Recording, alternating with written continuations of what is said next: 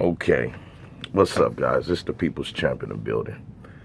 Right now, a lot of people's is going crazy over this Lui Marco and William Boack um, dispute that they just had in Dubai at the expo and everything.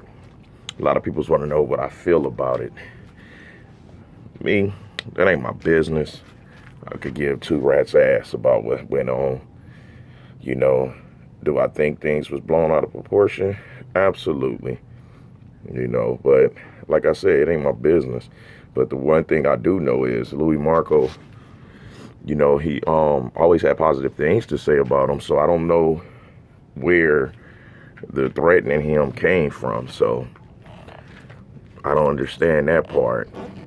But watching that and, communicating with a couple of my supporters, this topic had came up, bullying. Bullying, I don't take lightly. The one thing I can't stand is a bully, and that's like a big no-no. And y'all know what happened to bullies. Y'all seen how motherfuckers get the upper hand over a disabled or a person that's smaller than them, and then they start slapping the shit out of them and all of this shit. That's all form of bullying. And me, I never starts anything that's gonna lead to physical altercation. I always let it come to me because I'm a defense type of player, So if I do anything to anyone, trust me, it was a lot already done behind the scenes, and that person forced my hand to where there's no way to just turn around and walk away from a bully, because a bully will think they got the upper hand and try to take you down from the back and all of this crap. So that just leads me to how so many kids these days think that it's so fun to go on the internet and torment a person that they feel is less than them. And what people fail to realize is everybody have issues. Everybody had a strong and weak areas. So when it comes to this whole bullying thing, that's a joke to me. The bully could get bullied. And 9 times out of 10, the bully is only a bully because of how they being treated at home. Okay? But then it goes deeper, because I was reading an article earlier this week of this, what was she, 8 or 9 years old, hung herself because she was being bullied in school. This is a baby still. Things was so bad in her head on how she was being treated from another kid, and she didn't have the strength to actually realize that that kid already having their own issues. And her parents or guardians or whoever didn't do a good enough job to make her feel whole. So she took her life. There's a lot of people's doing that from bullying, and maybe, William felt like behind the keyboards of whatever Louis was doing it was cyberbullying to him and threatening manners and all that. So maybe that's why he did it. Why? I don't know. I'm going to ask him, hell, fuck no, because that's that man's business. And I'm going to hit Louis up like, hey, what happened? No, because that's his business. It don't have anything to do with me.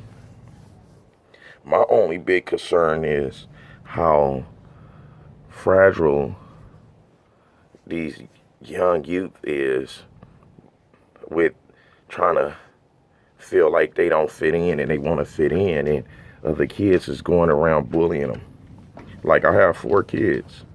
3 girls and 1 boy. And my kids are always bickering. They always arguing. And I always explain to them, y'all are all y'all got. Y'all can't depend on me because sooner or later, daddy gonna have to check up out of here. So all this batting is not called for. Because if you can't get it right in the house, it's not gonna be right outside. One of my daughters, she's so emotional. She is an emotional wreck. Like, it kills me. Like, why are you so emotional? You know, she at school cries all the time and all this crap. And it's like, you got to develop some thick skin, you know, because she has a very bad attitude problem, but yet she want to be emotional. So I tell her, like, you got to pick your battles. Either you're going to be a person with a jacked up attitude, and that can be a reason why people talk about you, because you have an attitude problem. You have an attitude like most people think that you think you better than them. I would feel that way. So I'll be trying to constantly pay real close attention to her and always sit my kids down and have talks with them. Because I'd be damned if I come home and find my kids and took their life behind bullying or feeling like they wasn't worth anything to this world and all of this, you know, because it's a disease. It's a real disease, you know. As a teen, I can remember when I was 16, I wrote my mom a letter because this was before I knew and was diagnosed with dyslexia, because my parents, they was wild. They didn't really give a shit about school like that. If you go, you go. You don't, you don't. So I would never understand how I couldn't keep my words and letters and numbers and all of this from flipping around to where I can actually see it, but I can't write it right. So I wrote my mom a letter.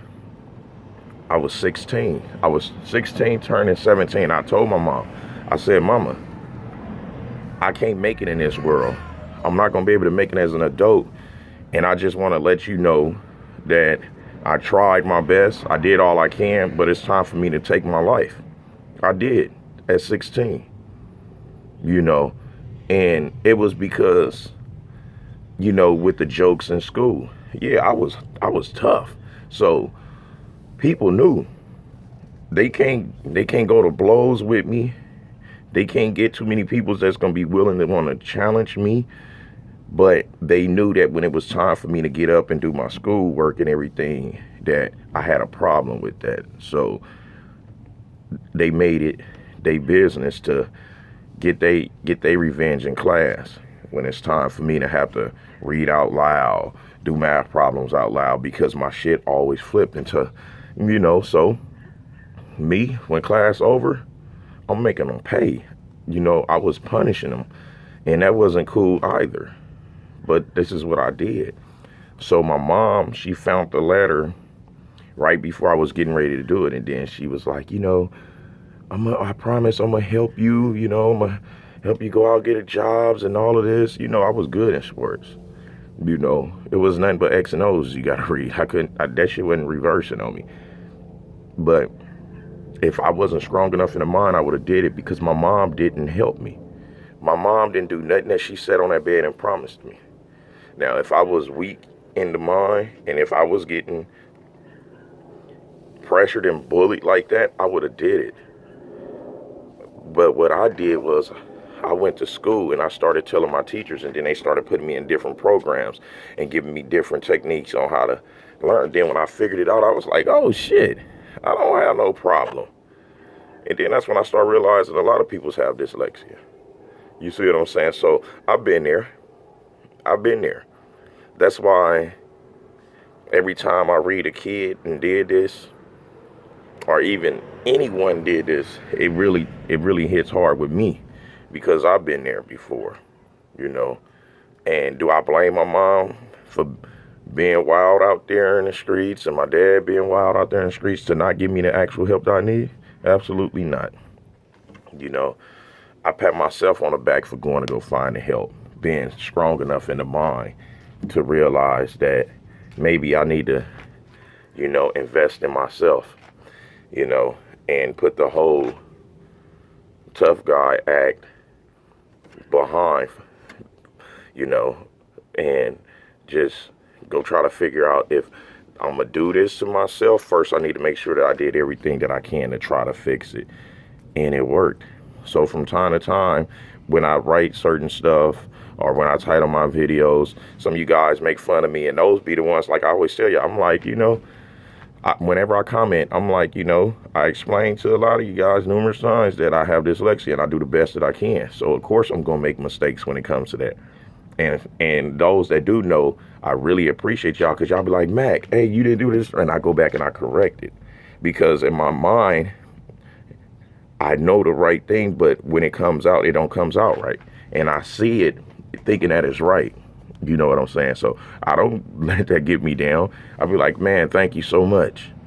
I show so much gratitude, because, I know my challenge, and I know that it's a challenge every day for me to constantly keep on doing the routines that help me be able to do this shit right. You see what I'm saying? So, and just because I had that problem, that don't mean that I'm not smart or I can't figure it out. Look how far I came. You know what I'm saying? Like, I got my name in the Orange County LA Times for track and football, for college and for high school. So, I started a YouTube channel that's doing pretty well. I started my own business that's doing pretty well. I moved my mom and my kids up out of the ghetto to a really nice suburban neighborhood. Like, I really did good. So that's why I don't let it get to me. And if you guys are out there bullying people or even weak in the mind, thinking that you're not worthy and that you can't do it, and it's not, just look at me. If I can do it, anybody can. The odds are always going to be stacked against me, and I challenge it and I take it on. So don't ever think that you don't have what it takes to make it in this world. Don't ever think that you have to make somebody else feel less than a person for you to feel good, because you're still not going to feel good. And whatever you do, don't indulge in all of these crazy drugs, all of this liquor just to stay numb. Mac Truck don't drink to stay numb. I've been there before with my first marriage, and it didn't get me anywhere. Staying numb under the influence, it don't do nothing but make you hurt yourself and those that love you. You know what I'm saying? So don't ever think that you have to cope with things that is harming you in the long run for you to not feel anything. Separate yourself from whatever energy that is that's around you. Separate yourself. Remove yourself from the pattern and find a better way, because trust me, everything going up will come down. And everything that's down will get an opportunity and a chance to go up. It's about what you're going to do with it when it's your time. But y'all don't have to take my words for it, And I'm not going to just always be on this fitness stuff with you guys. And I'm not going to always be on this old controversy stuff with you guys, because I know it's a lot of peoples out there just like me that would love to hear some positive stuff. And that's the only reason why I'm taking full advantage of this platform that I have. I'm a role model now, so I'm going to do my job.